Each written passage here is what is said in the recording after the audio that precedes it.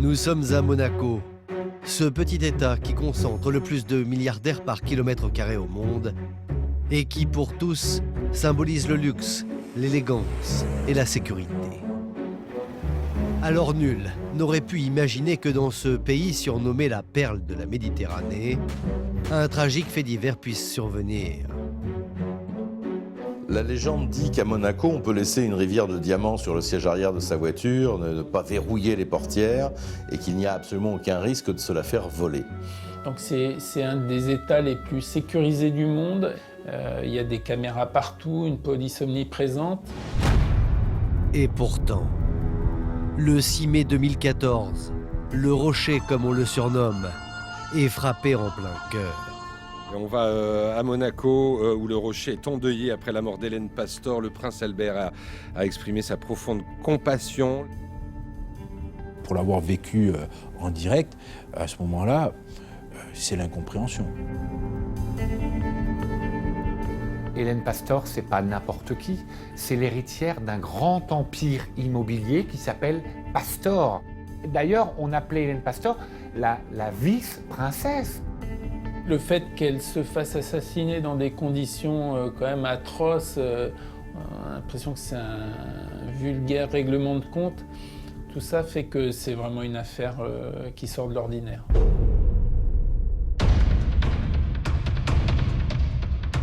Là, on est au cœur de l'horreur. Non seulement on tue Hélène Pastor, on tue le chauffeur aussi, qui n'a rien à voir dans tout ça.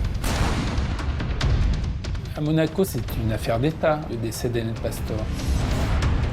Il faut tuer la veille, il faut me trouver les gens pour tuer la veille. Le fric est au rendez-vous du crime. 500 000 €, un demi-million d'euros, c'est Dallas.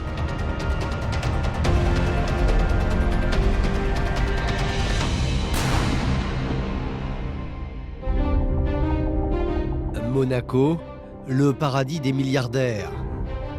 Nous sommes le 6 mai 2014. Derrière les fenêtres du très chic immeuble portant le nom de sa famille, Hélène Pastor, une richissime femme d'affaires âgée de 77 ans, règle les dernières affaires urgentes de la journée. L'après-midi est déjà bien avancé. Au pied de l'immeuble, son chauffeur et homme de confiance, Mohamed Darwish, l'attend.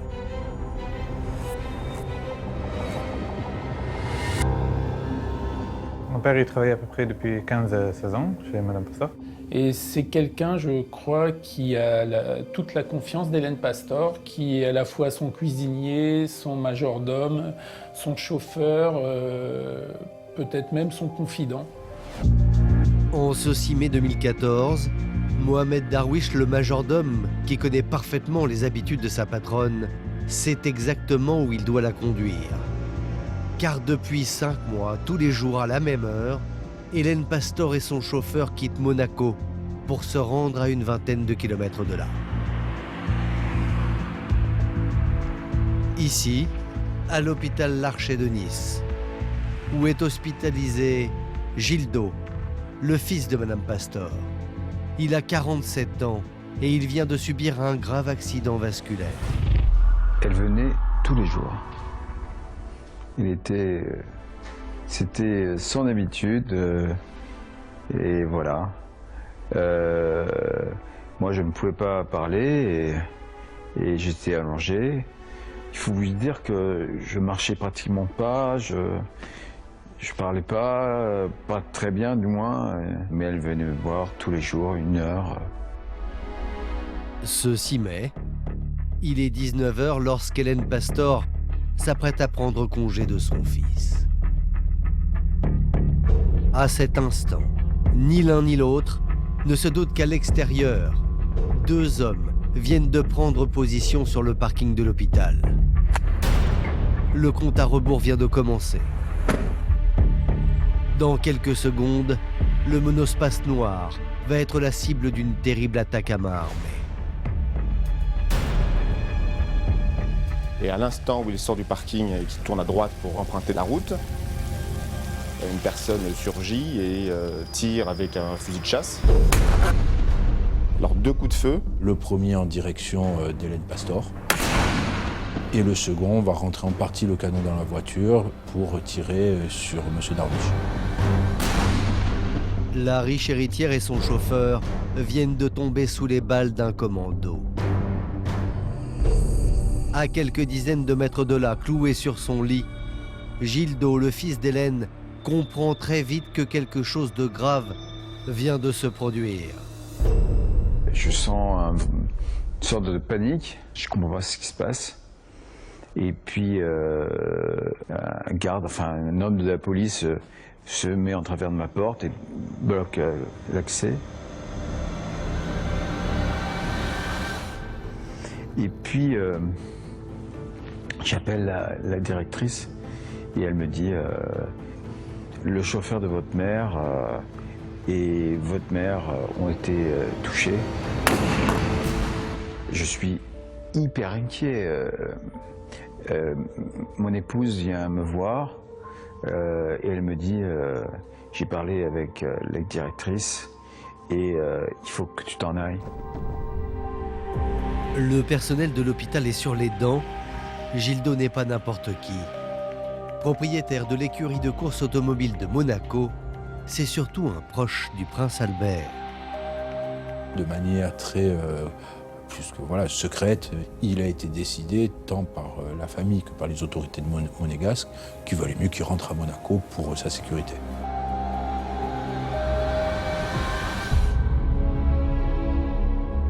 Quant à Hélène Pastor et Mohamed Darwish, ils sont immédiatement transférés au service de réanimation d'un autre hôpital niçois.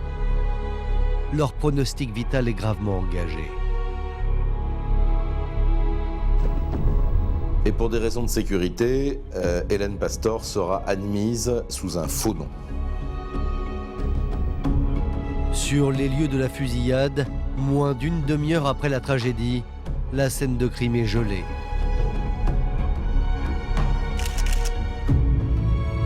Les experts de la police scientifique inspectent minutieusement le moindre millimètre du monospace noir d'Hélène Pastor. C'est une affaire très délicate. Le ministère de l'Intérieur est au courant très rapidement et les policiers vont prendre toutes les précautions sur la scène de crime. Grâce aux impacts de balles, les experts en balistique déterminent que l'arme du crime est un fusil à canon scié comme celui-ci. Une arme qui ne ressemble pas à celle utilisée par le grand banditisme. C'est une arme de chasse en fait qui est utilisée. Généralement, les règlements de compte à Nice, c'est du 1143. Là, c'est de la chevrotine. C'est un peu curieux.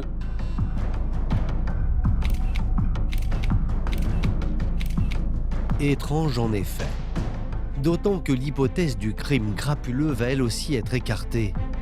Car sur le siège passager de la voiture, les enquêteurs retrouvent le sac à main d'Hélène Pastor qui contient une petite fortune. Ils vont découvrir dans le sac d'Hélène Pastor 1800 € qui n'ont pas été dérobés. Et donc ils vont exclure assez rapidement le crime crapuleux. Alors, si ce n'est pas un règlement de compte lié au grand banditisme, ni un crime crapuleux qui a mal tourné, quel était le mobile de cette fusillade? Et surtout, qui en était la cible? Hélène Pastor? Ou bien son fidèle chauffeur Mohamed Darwish? Pour le savoir, la police judiciaire oriente dans un premier temps ses investigations sur l'entourage du majordome. J'ai été entendu 3 ou 4 fois à la police à Nice. Ils m'ont posé des questions sur mon père. Au début, il avait commencé comme maître d'hôtel et dernièrement, c'était devenu aussi son chauffeur. Le rapport il s'est passé très bien. C'est lui qui venait le matin à la maison pour préparer les petits déjeuners. Et le soir, vers 21h ou 21h30, ça dépend, il fermait la porte de la maison et rentrait chez eux. On a la confirmation à travers les auditions de ses proches et l'analyse de ses comptes que 1. C'était un homme travailleur, honnête, loyal, c'est les proches qui le disent, et que 2. Il était droit et honnête, et c'est ce que disent les comptes.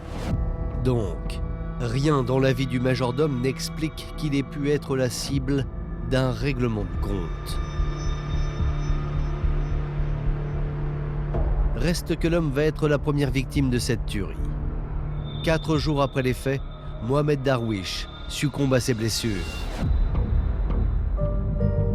Le choc provoqué par cette fusillade est d'autant plus grand qu'à Monaco, Hélène Pastor est une personnalité incontournable.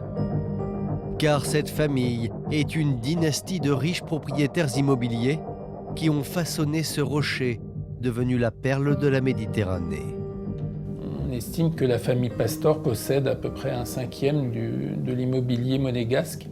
On pense que Hélène Pastor est assise sur un pactole de 12 milliards d'euros. 12 milliards d'euros.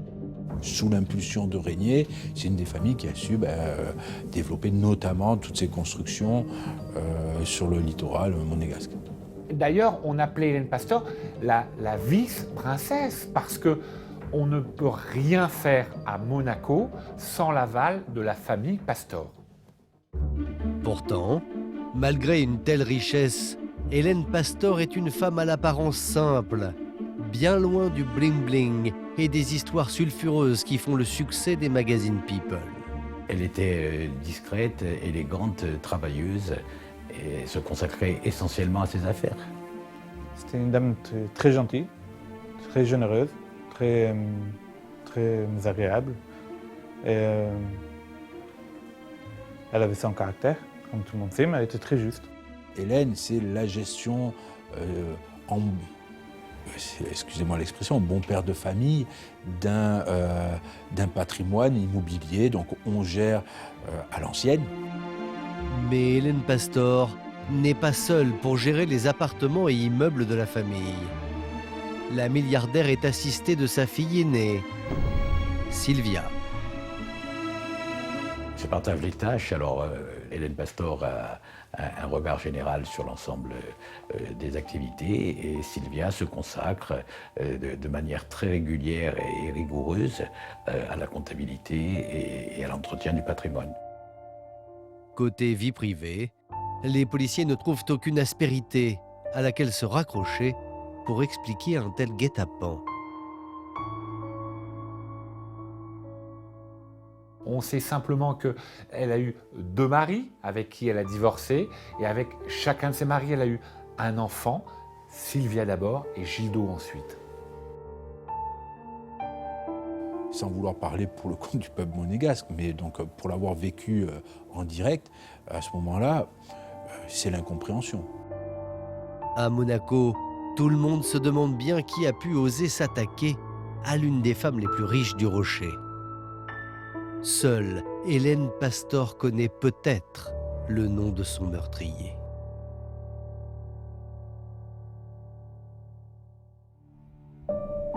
À l'hôpital de Nice, la riche héritière est toujours en soins intensifs.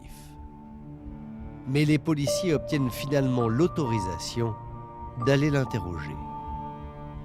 L'audition est quand même très sommaire, puisque pour des raisons de santé, elle ne peut pas répondre très longtemps aux questions. Bien qu'elle ait fait un moment de coma, de perte de connaissance, elle se souvient de tout.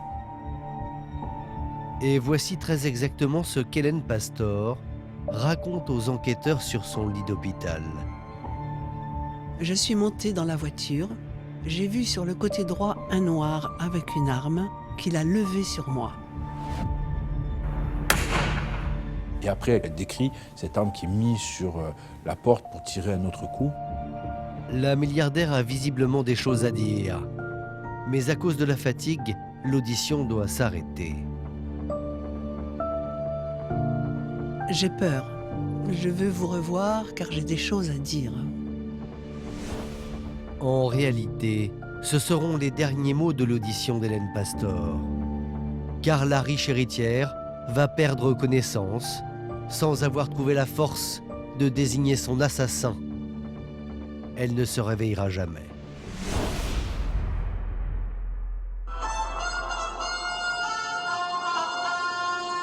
On va à Monaco, où le Rocher est endeuillé après la mort d'Hélène Pastor. Le 21 mai 2014, Hélène Pastor décède des suites de ses blessures. L'annonce de la mort de la riche héritière inonde immédiatement les ondes et fait les gros titres des journaux du monde entier. À Monaco, c'est un véritable séisme. Il faut savoir quand même que c'est le ministre de l'Intérieur monégasque qui alerte la famille Pastor. C'est une affaire d'État, le décès d'Hélène Pastor.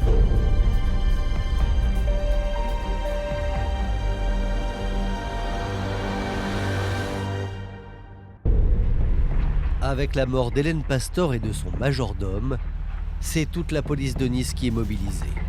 Il faut vite retrouver les meurtriers. Des moyens colossaux sont déployés, dignes d'une chasse aux terroristes. Pourtant, personne n'imagine que ce sont des amateurs qui ont manigancé le double assassinat. Très rapidement, les policiers vont avoir la preuve qu'il ne s'agit pas d'un contrat avec des tueurs à gages hyper professionnels, mais d'un crime commis par des pieds nickelés. C'est l'exploitation des caméras de surveillance du parking de l'hôpital qui leur offre une première surprise.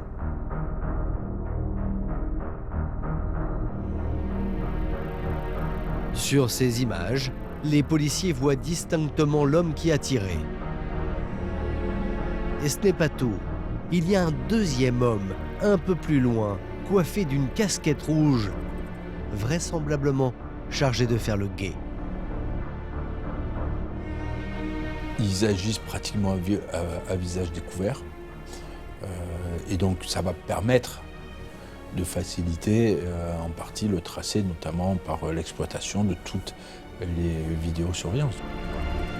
L'étude approfondie des bandes de vidéosurveillance de l'hôpital va fournir aux hommes de la PJ une autre surprise de taille. Ils vont voir à 18h34 un taxi déposer un premier personnage qui arrive avec une casquette rouge. Et puis 13 minutes plus tard, un individu tout de noir vêtu arrive avec un autre taxi. Deux malfaiteurs armés qui arrivent en taxi. C'est du jamais vu dans une enquête de police. Dans le grand banditisme, quand on veut faire ce genre de choses, on vole une voiture, on vole une moto, et après on la brûle. Bon, on connaît là qu'ils vont y aller en taxi. Cet amateurisme est une aubaine pour les enquêteurs qui se procurent auprès de la centrale de taxi les deux numéros de portable qui ont servi à commander les voitures. Et c'est ainsi, grâce au bornage des téléphones, que les hommes de la PJ vont reconstituer minute par minute l'itinéraire du commando le jour du meurtre. Tout commence ici à Marseille, le 6 mai 2014, le jour du guet-apens, avec l'achat par les suspects des deux téléphones portables. Dans cette boutique, les deux téléphones sont activés sur la Canebière, donc toujours à Marseille, 12h12, 12h18. On va les voir progresser jusqu'à la gare Saint-Charles. sur les images de vidéosurveillance de la gare de Marseille, on aperçoit d'ailleurs très distinctement les deux hommes qui montent dans le TGV 6821 à destination de Nice.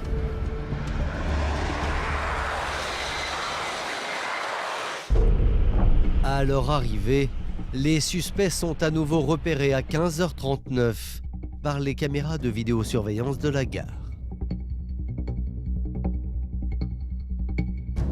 Une demi-heure plus tard, c'est une fois encore leur téléphone qui les trahissent.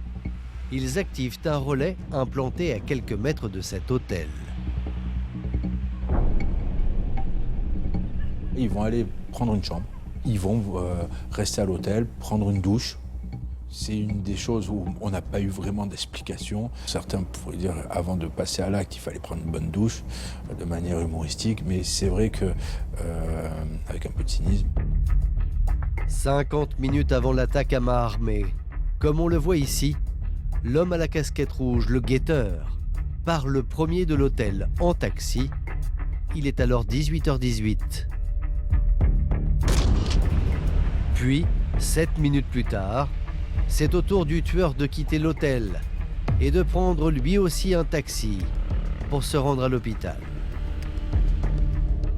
Et la suite, les policiers la connaissent. À 19h, les deux hommes sont en place. À 19h05, Hélène Pastor descend pour prendre sa voiture et vers 19h10, le tueur va tirer à 2 reprises, une fois sur Hélène Pastor, une fois sur Mohamed Darwish. Grâce à la téléphonie et aux caméras de vidéosurveillance, l'enquête sur les meurtres d'Hélène Pastor et de Mohamed Darwish vient de faire un bond spectaculaire. Il ne reste plus aux policiers qu'à mettre un nom sur le visage de ces 2 hommes, coupables du double assassinat. Et là encore, ça ne va pas être très difficile. Quand les policiers s'aperçoivent que les suspects ont réservé une chambre d'hôtel tout près de la gare de Nice, ils se dépêchent d'aller évidemment perquisitionner et là, ils ont une chance incroyable. Ils vont découvrir un flacon de gel douche dans une des 2 chambres et sur ce flacon de gel douche, il y a de l'ADN. Et bingo, ça match dans les fichiers avec un homme qui est connu et qui habite Marseille. Cet homme, c'est Saïd Ahmed, un Marseillais de 24 ans déjà condamné par le passé pour trafic de stupéfiants. Les enquêteurs connaissent désormais le nom de celui qui a tiré sur Hélène Pastor et Mohamed Darwish. Reste à savoir qui est son complice, l'homme à la casquette rouge, celui qui était chargé de faire le guet au moment de la tuerie. Les policiers vont identifier le 2e individu parce qu'il continue à utiliser son téléphone portable, celui qui était dédié normalement à son crime. Il s'appelle Hamadi, il a 31 ans et il est connu aussi des services de police. Le guetteur à gauche et le tireur du parking de l'hôpital à droite sont désormais identifiés. Mais quel peut être le lien entre ces 2 petits délinquants des cités marseillaises et Hélène Pastor, la milliardaire monégasque? La réponse ne va pas tarder à arriver. Les policiers avaient l'image, ils vont maintenant avoir le son parce qu'ils vont placer ces 2 hommes sous écoute. Et le moins qu'on puisse dire, c'est qu'ils sont très très bavards. Et là, ils vont intercepter, notamment avec Hamadi, un certain nombre de conversations où presque à chaque fois on parle du blanc. Le blanc, c'est lui qui a l'argent, c'est lui qui décide. On a un peu l'impression que le blanc, c'est le chef d'orchestre, en tout cas que ce serait le commanditaire. De fil en aiguille, grâce à la téléphonie et aux filatures, les policiers identifient ceux qui semblent être en contact avec le guetteur et le tireur. Et notamment celui que l'on surnomme le Blanc, alias Pascal Doriac, 46 ans. Et chose incroyable, c'est un proche de la famille Pastor. Doriac, c'est un coach sportif, c'est un garçon qui a l'air plutôt équilibré, sain, qui a une clientèle plutôt aisée sur Monaco. Et parmi la clientèle de Doriac, il y a un couple. Et c'est pas n'importe qui ce couple. Lui, c'est Janevski. Elle, c'est Sylvia Pastor, la fille d'Hélène Pastor. Dès lors, l'affaire Pastor, que tout le monde voyait comme un sordide fait divers, bascule vers une tragédie intrafamiliale. Et tous les regards se concentrent maintenant sur le gendre de la riche héritière, Wojciech Janowski, le compagnon de la fille d'Hélène Pastor. L'homme a 65 ans, il est polonais. À Monaco, il est d'ailleurs consul honoraire de son pays. Au-delà de ce titre prestigieux, Janowski est surtout à la tête de la 5e raffinerie de pétrole polonaise. Janowski, il a une trajectoire quand même assez incroyable puisqu'il quitte la Pologne très jeune et il débarque à Londres avec 100 livres sterling. Et très rapidement, il fait une carrière tout à fait honorable dans les casinos de Londres. Puis il se retrouve quand même directeur de la SBM, la Société des Bains de Mer, qui gère le casino de Monaco. Et dans le petit monde très sélectif, mais le petit monde de Monaco, au bout de très très peu de temps, on l'accueille un peu partout, enfin on le reçoit un peu partout. Et donc c'est à la faveur d'un dîner, un de ces dîners mondains qu'on organise à Monaco souvent et volontiers, qui va faire la rencontre de Sylvia. Sylvia Pastor a déjà un enfant d'un précédent mariage. Et ensemble, ils vont avoir une fille. Cette union va durer près de 28 années, sans une ombre au tableau. En apparence seulement. Car Hélène Pastor, la mère de Sylvia, ne voyait pas en Janowski le gendre idéal. C'est le moins que l'on puisse dire. Hélène Pastor, elle a toujours eu des doutes sur Wojciech Janowski. Par amour pour sa fille, elle ne s'est pas complètement opposée à cette liaison. Mais elle a eu des doutes. D'ailleurs, Hélène Pastor n'était pas la seule à douter de l'honnêteté de Janowski. Même son fils Gildo se méfiait de ce mythomane invétéré. Car si côté pile, le consul honoraire de Pologne se présente comme un businessman à succès, côté face, c'est en réalité un industriel raté. La raffinerie en Pologne, c'est un désastre complet, il a tout perdu, il a perdu tous ses procès. Donc toutes ces affaires sont au néant. Il n'y a pas de réalité d'affaires, il n'y a pas de réalité de raffinerie, tout cela c'est du vent. La raffinerie de Janowski est donc un fétu de paille, mais il y a plus grave. En Pologne, l'homme est sous le coup d'une enquête pour escroquerie et blanchiment d'argent.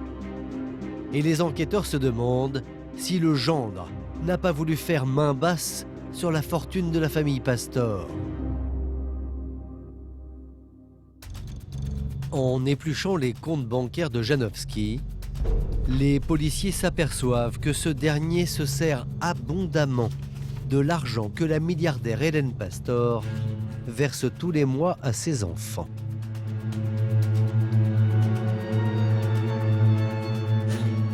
Elle est tellement riche, cette femme, qu'elle donne à ses enfants, par mois, de l'argent de poche à hauteur de 500 000 euros. 500 000 euros, un demi-million d'euros.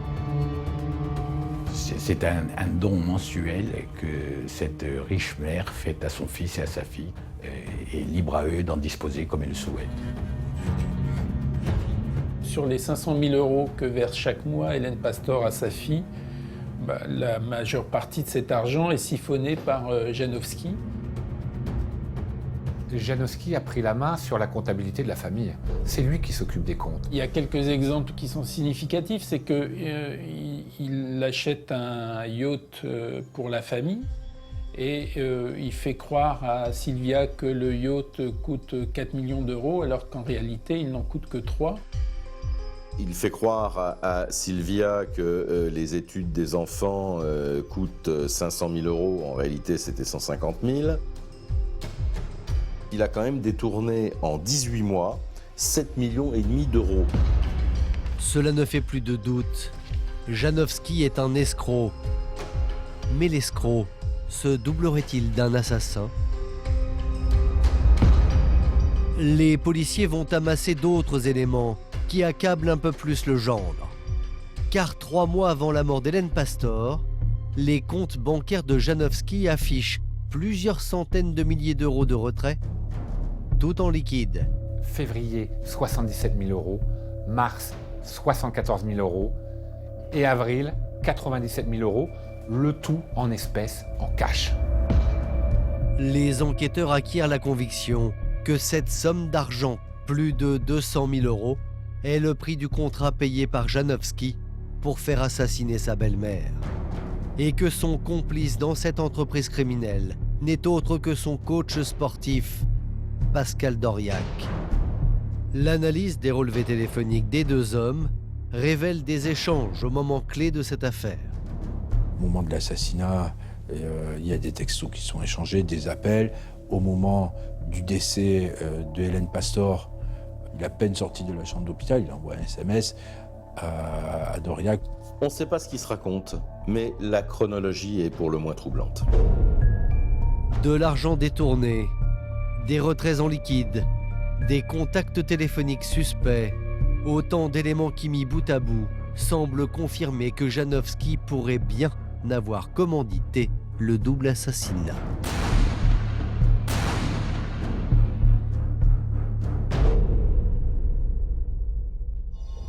Alors, pour savoir ce qui s'est réellement passé, quel est le rôle exact de chacun dans cette pièce macabre, les enquêteurs opèrent un vaste coup de filet. Le 23 juin 2014, 6 semaines seulement après la fusillade, tous les suspects de l'affaire et leurs compagnes sont interpellés en même temps et placés en garde à vue à la caserne Ovard de Nice. Et un casting assez improbable puisque ça va du consul honoraire de Pologne de Monaco qui est placé en garde à vue à un petit délinquant de Marseille. À arrestation exceptionnelle, garde à vue exceptionnelle. Les enquêteurs ont 4 jours pour déterminer le rôle de chacun, comme dans une affaire de terrorisme. Et forcément, celui que les policiers attendent tous au tournant, c'est le gendre de la famille Pastor. Et dès le début de son audition, Janowski donne le ton. Sûr de lui, dominateur, voire écrasant, et pour être vulgaire, il tient la dragée haute au service de police. Quand, par exemple, les enquêteurs le pressent de questions sur la fusillade, Janowski est catégorique. Êtes-vous impliqué, de près ou de loin, avec ce double meurtre? Non, catégoriquement non. Ce que le gendre ignore, c'est que dans la salle d'audition d'à côté, Pascal Doriac, son coach sportif, est en train, lui, de se mettre à table. Pascal Doriac, il dit tout. Il dit tout sans aucune réserve, sans aucune nuance. Il passe aux aveux, il dit qui a fait quoi. Et au coach sportif de se lancer dans une incroyable histoire. Celle d'un homme ordinaire qui, sous l'emprise de son riche patron, va devenir un assassin. C'est à Monaco, derrière les fenêtres du luxueux appartement de Janowski et de sa compagne Sylvia Pastor, que tout commence. Lors d'une séance 18 mois avant le double meurtre, Doriac reçoit les confidences de son employeur. Janowski explique à Doriac que Sylvia est très malade, et ce qui est une réalité puisqu'elle est atteinte d'un cancer. Que c'était une tragédie familiale quotidienne. Et il impute ce cancer au caractère de sa belle-mère. Il explique à Doriac que Sylvia va mourir sans doute à cause d'Hélène Pastor. Et donc, il lui dit de l'aider, il faut qu'il lui trouve une solution. Voici exactement ce que déclare Doriac aux enquêteurs. Il y a environ 1 an et demi, en 2012, M. Janowski m'a expliqué que sa belle-mère Hélène Pastor était un monstre. Il m'a demandé si je pouvais lui trouver une arme pour éliminer sa belle-mère. Pascal Doriac, un peu tétanisé parce que c'est son patron, il ne répond pas bien entendu et il s'en va. Les 2 hommes se revoient 2 jours plus tard. Janowski ne lui parle plus de rien, il n'est plus question d'armes, il n'est plus question de la belle-mère encombrante, etc. À un point que Doriac se dit « mais j'ai rêvé ». Mais ce que Pascal Doriac ne voit pas venir, c'est la manipulation dont Wojciech Janowski va faire preuve pour le mettre sous sa coupe. Car à partir de cet épisode, son riche patron lui propose de venir travailler chez lui 3 fois par semaine. Et au fil de ces 3 rendez-vous hebdomadaires, leur relation prend un tour plus intime. Monsieur Janowski a commencé à être familier avec lui, à lui tenir des discours du genre vous êtes le fils que j'aurais pu avoir. Pascal Doriac, il est à la fois fasciné par la trajectoire de Janowski. Pour lui, c'est un milliardaire qui a tout réussi. Et d'un seul coup, il est très flatté d'être l'ami, presque l'intime de Janowski. L'homme qu'il a en face de lui est devenu son ami, est devenu son guide. C'est là où Janowski est très fort, c'est que pendant plusieurs mois, il est en train de manipuler son coach sportif. comme un gourou qui parviendrait à convaincre son fidèle de l'aider. Et face aux hommes de la PJ, Doriak va expliquer que Janowski ne s'est pas arrêté à ses belles paroles. Car son patron va le couvrir de somptueux cadeaux. Une montre, des billets à l'opéra et même des voyages. Et c'est là que le coach aurait flanché. Et Pascal Doriak explique qu'elle n'était plus dans la position de refuser ou de s'opposer à Janowski. Janowski qui transforme en or tout ce qu'il touche, Janowski qui est du domaine du Dieu. Janowski lui dit, maintenant j'en peux plus, c'est plus trouve-moi une arme, c'est mon petit Pascal, il faut tuer la veille, il faut me trouver les jambes pour tuer la veille. Et ce serait ainsi que Doriak aurait succombé aux suppliques de son patron. D'autant qu'il lui paraissait possible qu'Hélène Pastor puisse martyriser sa fille. Oui, il s'aperçoit qu'au quotidien, quand même, Hélène Pastor est une femme pas très facile, qui harcèle un peu sa fille. Donc il en est témoin. Il y a à la fois ce quotidien qui n'est pas très facile, et d'un autre côté, il y a, je pense aussi, l'appât du gain et l'espoir d'une vie meilleure. 140 000 € en liquide, c'est ce que Doriak aurait reçu de Janowski pour le débarrasser d'Hélène Pastor.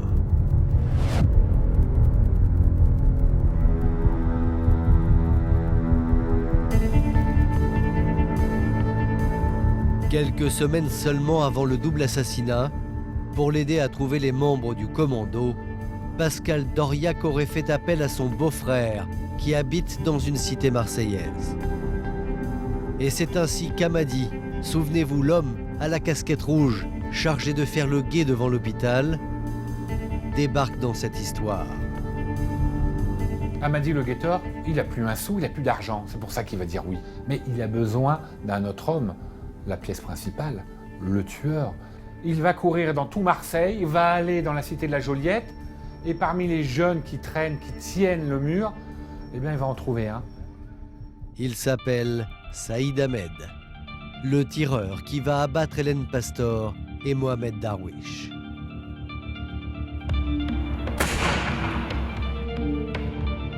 Dans les locaux de la police judiciaire de Nice, il ne reste donc qu'à Janowski à passer aux aveux.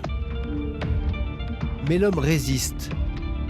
Et face aux accusations portées par son coach, il a une explication.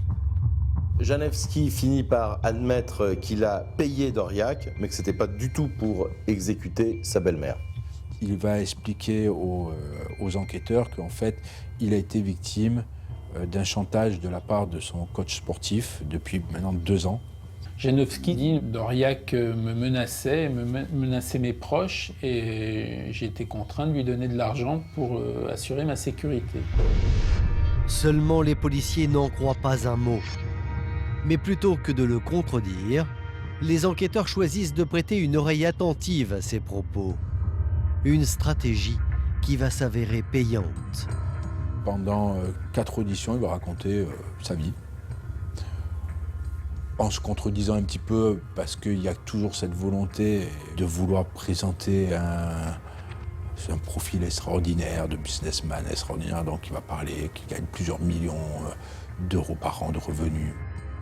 Le policier va dire, bon, maintenant on n'est pas à Disneyland, il va falloir un peu nous raconter la réalité. Au bout de 3 jours d'interrogatoire, l'homme, plus habitué aux hôtels de luxe qu'à une geôle de garde à vue, va s'écrouler et donner une autre version. Et à Janowski d'expliquer alors qu'il aurait agi pour sauver sa compagne, Sylvia, la fille d'Hélène Pastor. Il était dans un état psychologique épouvantable, parce que non seulement sa femme était rongée par ce cancer, mais elle était aussi rongée par la totale indifférence des siens. Vrai ou pas vrai, là encore ça n'a pas été démenti. Hélène Pastor, qui aimait certainement sa fille, mais ne l'a pas ménagée.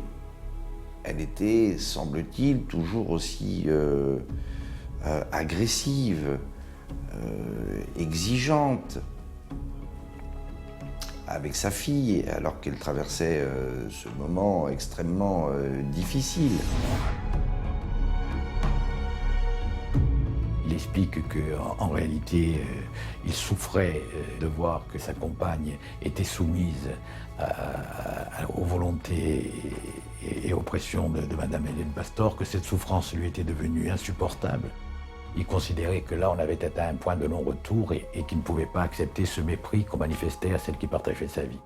Et puis ce que dit aussi Wojciech Janowski pendant cette audition-là, c'est que les médecins, et en particulier celui qui a suivi le plus assidûment Sylvia, attribue la cause du cancer au stress. Et le stress, c'est Hélène Pastor. Janowski ajoute que Pascal Doriac se serait chargé seul du sale boulot.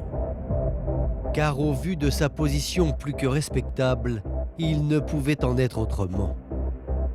Et c'est à ce moment que le gendre va lâcher aux enquêteurs une phrase totalement surréaliste.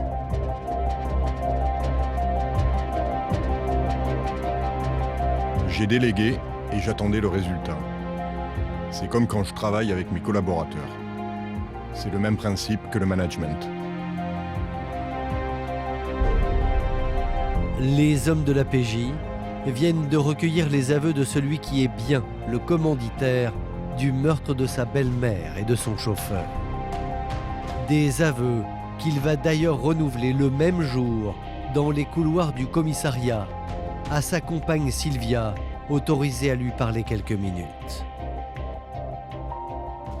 Ma sœur, elle pleurait et elle m'a dit, il m'a avoué à moi, il m'a dit qu'il avait en gros mis ma mère, je ne sais pas le dire, qu'il avait en gros fait tuer ma mère. Sylvia, la fille d'Hélène, était loin d'imaginer ce scénario dramatique. Anéantie, voici ce qu'elle dira aux enquêteurs. Je ne comprends pas. Parce que même si ma mère était parfois pas très gentille, elle avait un bon fond et était généreuse. Je ne vois pas ce qui a pu pousser mon mari à faire une chose pareille. On avait une vie magnifique.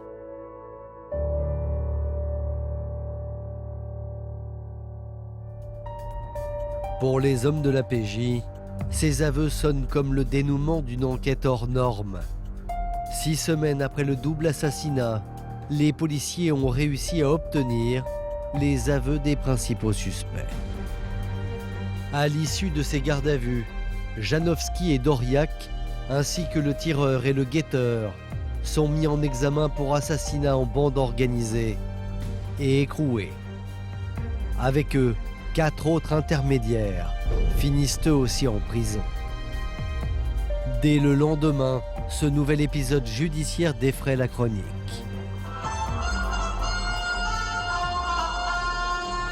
Wojciech Janowski est passé aux aveux pendant sa dernière nuit de garde à vue. Et l'encre n'a pas fini de couler, car Janowski va surprendre tout le monde. En effet, après être passé aux aveux, le gendre se rétracte.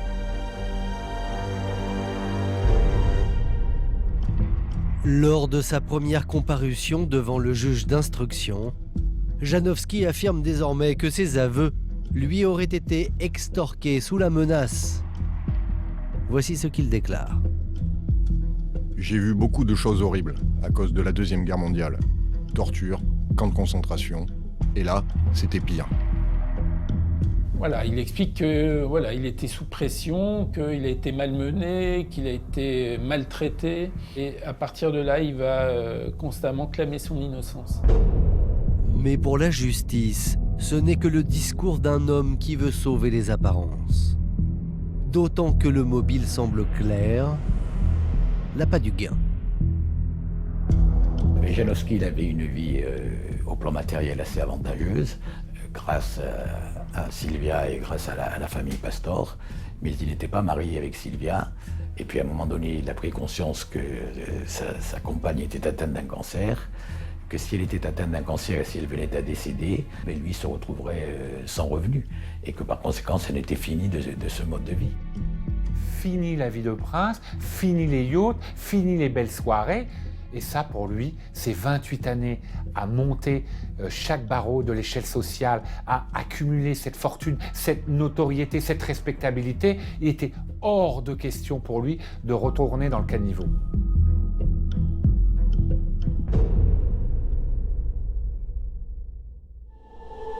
Le 17 septembre 2018, le procès très attendu du double assassinat d'Hélène Pastor et de Mohamed Darwish s'ouvre devant la cour d'assises des Bouches-du-Rhône. Toute la presse judiciaire s'est donné rendez-vous pour couvrir l'événement et la foule se masse à l'entrée du palais de justice. Tout le monde s'attend à assister à du grand spectacle, d'autant plus qu'un nouvel avocat a rejoint la défense de Janowski, le très médiatique Éric Dupond-Moretti, qui envers et contre tous dénonce une erreur judiciaire. Éric Dupond-Moretti dénonce un acharnement judiciaire, une enquête à charge, et donc évidemment ça fait salle pleine, déjà parce que c'est Dupond-Moretti, mais également parce qu'il promet quelque part des rebondissements. Dans le box, 10 accusés au profil très varié. Et sur les bancs des parties civiles, le fils et la fille d'Hélène Pastor font face séparément. Fait marquant, c'est également Gildo et Sylvia Pastor qui manifestement sont irréconciliables. Ils ne s'adressent pas la parole, ils sont toujours séparés par des avocats. L'indifférence de Gildo à l'égard de sa sœur était assez impressionnante. Moi, c'est ce que j'ai ressenti. Quant à Janowski, il n'en démord pas. Il le dit, le répète. Il est innocent. Janowski, il a un axe de défense qui est assez simple, hein, c'est que ses aveux lui ont été extorqués. Donc il met en cause la probité des enquêteurs, les méthodes de la police. Il se radicalise, il tente de faire une forme de scandale judiciaire pour dire, et c'est son seul élément, en réalité, tout ce qui s'est passé en garde à vue, ce sont des pressions. On lui a tout fait, il dira, sauf à m'avoir arraché les ongles. Les accusations du gendre finissent par agacer la cour. Alors, 13 jours après le début du procès, le président décide de donner le coup de grâce à Janowski. Il demande que soit diffusé dans la salle d'audience l'enregistrement de ses aveux passés en garde à vue. Je pense que ça a surpris la défense, ça a surpris tout le monde, mais oui, c'est bien, à un moment donné, on va voir effectivement ce qui s'est passé. Le procès bascule, car les jurés, le public, tout le monde découvre médusé les images d'un Janowski visiblement très détendu qui passe aux aveux face à des policiers parfaitement courtois. L'extorsion des aveux ne tient pas la route. Et là, il y a un véritable décalage entre ce que Janowski a prétendu et la façon spontanée, apaisée dont il va donner les réponses relativement à sa participation. Dans la salle d'audience, l'effet est dévastateur. La défense de Wojciech Janowski vient de voler en éclats. Oui, bien sûr. La défense est devenue, à partir de cet instant, intenable et insoutenable. Et du coup, Éric Dupond-Moretti va claquer la porte du tribunal, furieux de la tournure que prennent les choses. Le lendemain, les débats reprennent. Malgré le film de ses aveux dévastateurs, Janowski continue de clamer son innocence. Et là, un moment rare va se produire. Signé Éric Dupond-Moretti. On attendait que cette vérité surgisse du prétoire, que enfin il libère sa parole. Et il n'a pas réussi à le faire, Janowski.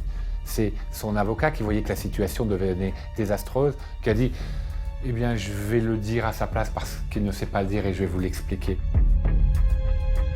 C'est-à-dire que c'est Maître Éric Dupond-Moretti qui, au moment de sa plaidoirie, explique qu'effectivement, Wojciech Janowski a commandité le meurtre d'Hélène Pastor. En revanche, la défense nie catégoriquement l'implication de Janowski dans l'assassinat de Mohamed Darwish, le chauffeur. Le 17 octobre 2018, c'est le dernier jour. Les jurés ont délibéré, après 5 petites heures. Le coach sportif Pascal Dauriac est condamné à 30 ans de prison. Pour Hamadi le guetteur, pour Saïd Ahmed le tireur et pour Janowski le commanditaire, la Cour a choisi la prison à perpétuité. Maître Dupond-Moretti est sous le choc. La condamnation de Janowski pour l'assassinat de sa belle-mère, on s'y attendait, on l'avait même appelé de nos voeux. En revanche, la condamnation de Janowski pour Darwish est pour nous une condamnation au bénéfice du doute. Contre lui, il y avait les déclarations de Dauriac et rien d'autre. Absolument rien d'autre.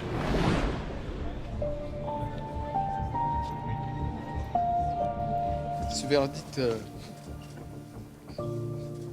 correspond totalement à ce que nous espérions. La perpétuité, je suis très content. Excusez-moi. C'est pour Jeanne aussi une condamnation exemplaire. Mais pour la justice, l'affaire Pastor n'est pas encore terminée. Il y aura un second procès, car Janowski, le commanditaire, Dauriac, l'organisateur, Hamadi, le guetteur, et Saïd Ahmed, le tueur, ont interjeté appel. Pour l'heure, et n'ayant pas été définitivement condamnés, ces 4 accusés restent présumés innocents.